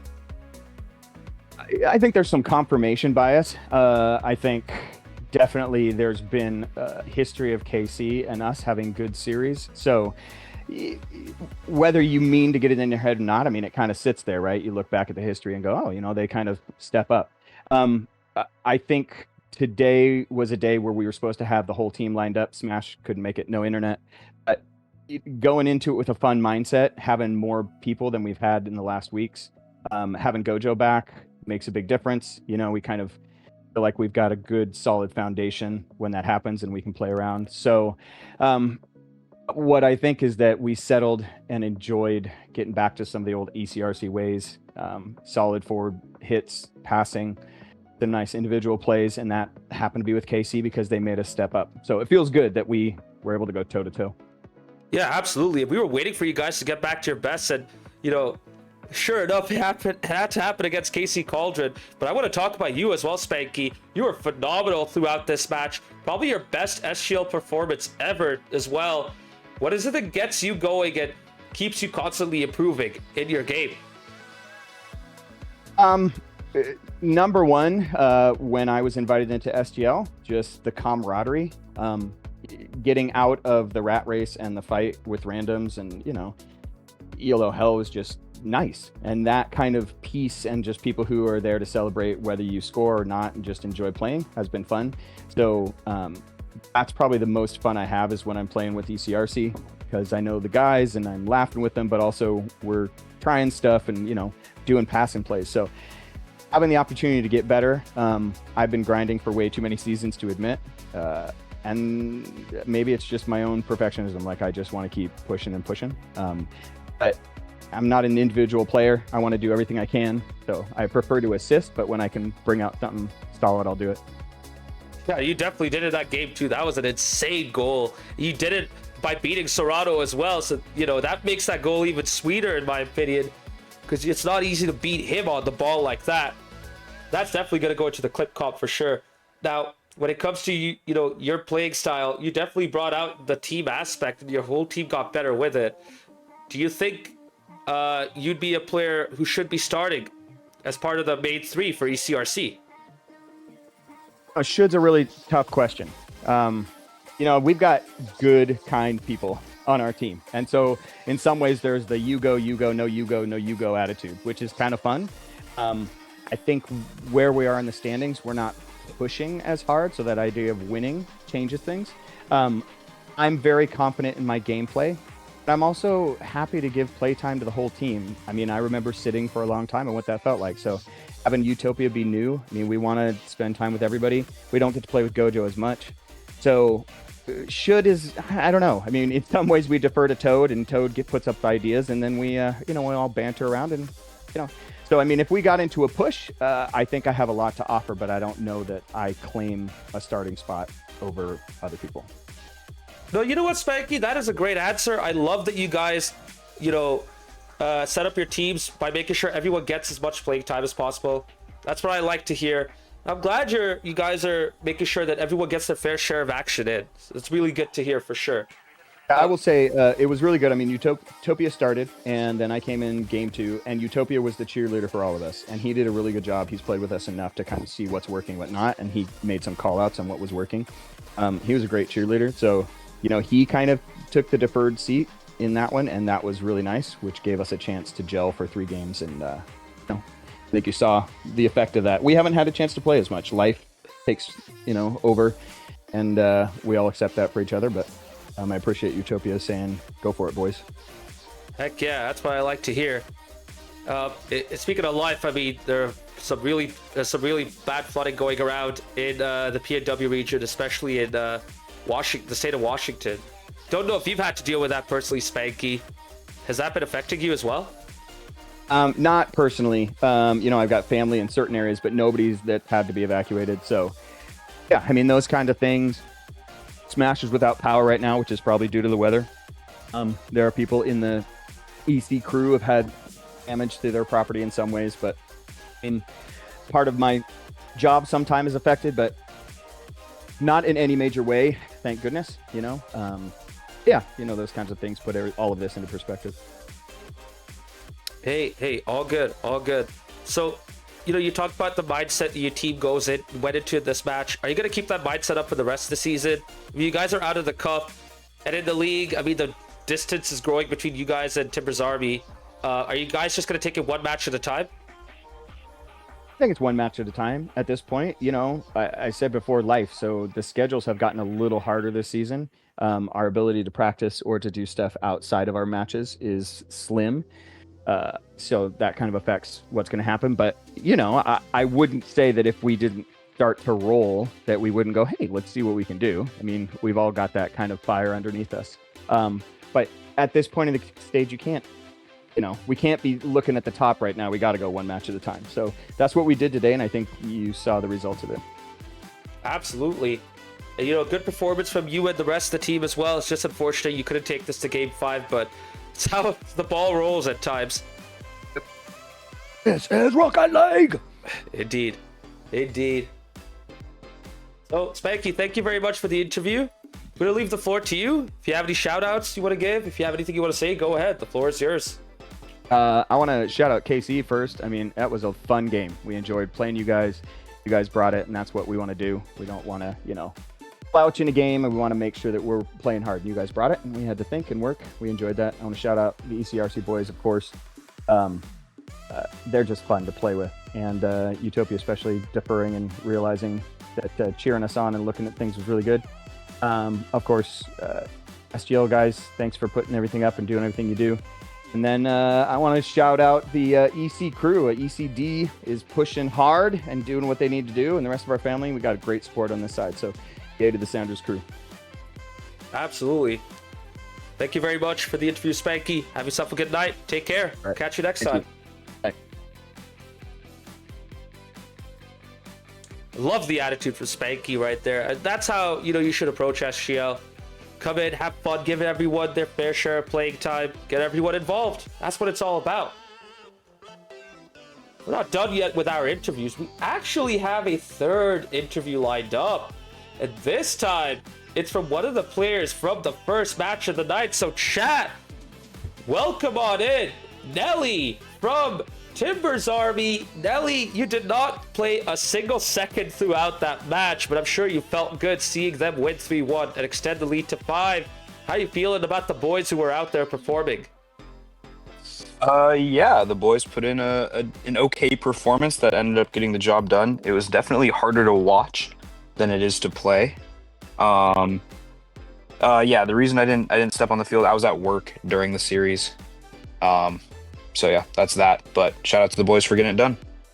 So do you want to elaborate on the performances? Because yeah, it's definitely not their best performance. Some will say it was the worst performance of the season too. So what is your view on that? Well, there's certainly some moments that it could be cleaned up. Specifically in game, I think 2, which was the game that they lost. Some misses, some unfortunate team saves. I jumped in the Discord call with the boys after the game ended, or after the series ended, and I was like, "Yo, you guys had me worried there for a second." But yeah, they kind of laughed it off. They were having a good time, so it is what it is. It happens. It absolutely does. But 2 in a row like that, I mean, that's pretty much lightning strike. That was pretty funny. It's just, oh my lord. I already gave Rydog quite a bit of shit. Pardon my French for it, but yeah, he was just laughing it off. So yeah, it was pretty funny. Yeah, I mean, they got away with it for sure. Now, LaCinco12 tried as they might. I mean, they played really hard out there, put you guys on the back foot at times. Was there ever a point where, Timber's Army were kind of getting worried? Or were they always just comfortable with the situations? Well, I wasn't in the Discord during the match. I was certainly worried watching the game, wishing for my team to get it together a little bit. Because LaCinco12 is on a bit of a heater right now. They caught fire, kind of right after they played us in the first half of the season. So it's been good to see them, string quite a few wins together, find themselves all the way in third in the table, which is awesome. So kudos to them for that. I don't really think the boys were worried during the series. We don't really, I don't want to sound arrogant, but we don't really get worried. We're just kind of playing for fun. We're just having a good time. So yeah, I don't know. I can't really speak on if they were worried or not. I'm sure there was some jitters, like especially after game 2. They even the series up, but I don't know. I feel like we're pretty confident in ourselves, so I don't think there's probably a lot of worry going on. No, that's perfectly fair. I mean, you guys really step it up when the going gets tough, and that has to do with your confidence. So, maybe that's what it is. Maybe nothing phases you guys. So you guys step it up and do well, no matter what the situation entails. So there's one question coming in from chat for you, Nelly. Luis, aka Worker Coops in chat, asks, what did Rydog say about his goal line save? There's been a running joke in our chats for a while now. It's like that Geico commercial with the guy holding the dollar bill on the fishing line. Especially when we're like warming up before the game, we'll save each other's shots all the time and say, that was too easy. Gotta be quicker than that. So that's exactly what his response was, which made us all laugh. But just having a good time with it. There you go. That's what I like to hear. I mean, they did make it more difficult for themselves, but they still were able to pass the challenges that they faced. So well done to Timbers Army for that. True that. I mean, you guys are looking pretty much unbeatable at this point. And you guys said you wanted to run it back against Frontera Chrome, later on in the season. Are you guys still of that viewpoint, or are there other opponents you guys are looking forward to facing as well? Yeah, we're definitely looking forward to that Chrome match. I think we were looking ahead in the schedule. I think it's our last match of the season. It is. So we're gonna have to wait a while. It is? Okay, yeah. So we're gonna have to wait a little while for that. But all the games are fun. The Emerald City teams always give us a run for our money, and just the rivalry there makes it a little bit extra fun. Yeah, those are probably the main ones that we've got our sights set towards. Sounds good for sure. Now, starting next week, we're going to be entering a 2-week period where it's going to be the cup matches yet again. You guys are still in the cup. You'll be facing off against, if I'm not mistaken, I think it's KC Cauldron, yeah. So how are you feeling after I don't know if you watched the full match here. I think you did. Yes, I did. What are your thoughts on this KC team now that they've come back into winning ways? Yeah, that was a good match because, both of those teams had been struggling for form a little bit over the last couple of weeks. So there had to be a winner, and KC came out on top in a somewhat convincing fashion, fielding what I believe to be their best lineup. And, they played well off each other tonight. So we're definitely going to have to take that one seriously if we want to continue our cup run. I don't know what the game plan is as of yet. We'll definitely rotate the squad if all 4 of us are available. But looking forward to it. KC's always been a fun opponent to play against. They've got a lot of talent over there. So we'll just have to wait and see what happens. Absolutely. We cannot wait for that matchup as well. Final question from me. In 2 weeks' time, the roster update window will open. Has Rydog talked about recruiting and bringing in new players, or are you guys just going to stick with the same squad for the rest of the season? There's definitely no guarantees of anyone new coming in. There are a few players in our Timbers Discord channel kind of floating around that are inactive. So it'll just be whether or not they want to get going midway through the season, or if they'll just wait potentially to start the following season. So TBD is the answer to your question. Nothing's for sure, but nothing is ruled out. So. Sounds good. We'll see what happens come 2 weeks' time. Now, I think that's it for my questions. Thank you very much, Nelly, for having this interview. I didn't know if anyone else would be coming in after Spanky, but thanks for stepping up. The floor is all yours. Say what you want to say. Give your shout outs. Go ahead. Well, yeah, no problem, man. First and foremost, big shout out to Mama Rydog. Always in the chat and always showing her support for the boys. We appreciate it so much. Shout out to the team for getting it done tonight, and kudos to 512 for putting up a good fight. And thank you, Maz, for doing what you do. It's always a pleasure. Appreciate it, dude. Thank you very much for the kind words. And GG's, great performance from Timbers Army. I think you were enjoying your time as a spectator. Looking forward to seeing you play next week in the Cup as well. Take care, Ryan. Yes, Take care, sir. Nelly. Have a good night. Absolutely. You too, man. Chat, it's been a long one once again. But that about does it for tonight. Let's take a quick look at the schedule, see what results we have so far. As you can see right here, 2-3-1 victories. First for Timbers Army against LaCinco12, and then for KC Cauldron versus Emerald City RC. Up next in the remaining matches, we have El Matador versus Frontera Chrome, kicking off at 11 p.m. Eastern tomorrow.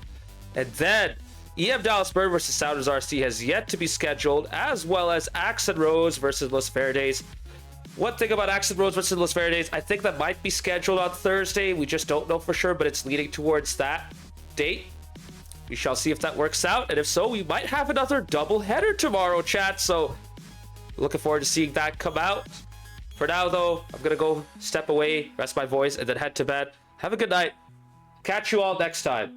Take care, and peace.